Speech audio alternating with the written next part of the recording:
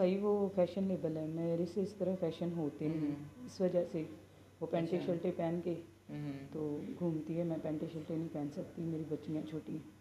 सिर्फ ये वजह है कि वो पैंटें शर्टें पहनती है और आप पैंटें शर्टें नहीं पहनती, फैशनेबल नहीं है? भाई वो चल कर सकती हैं इस तरह का, मेरे से नहीं होगा क्योंकि मेरे बच्चे। आप हाफ़िज़ कुरान हैं और दीन को समझती हैं, और दीन के अंदर शरीयत ने मर्द को 4 शादियों की इजाज़त दी है। अगर उन्होंने दूसरी शादी कर भी ली है तो आपको इस बात पे क्या एतराज़ है? इतना भी नहीं होता कि मैं अपने बच्चों को खिला सकूं, या कोई लंगर खाने से जब ना मिले, जाते हैं वो लंगर खानों पे, जब नहीं मिलता तो वो भूखे भी सो जाते हैं। हमारे पास इतना भी नहीं होता कि हम अपने बच्चों को कुछ कुछ ही खिला के सुला लूँ, भूखे सो जाते हैं वो फिर।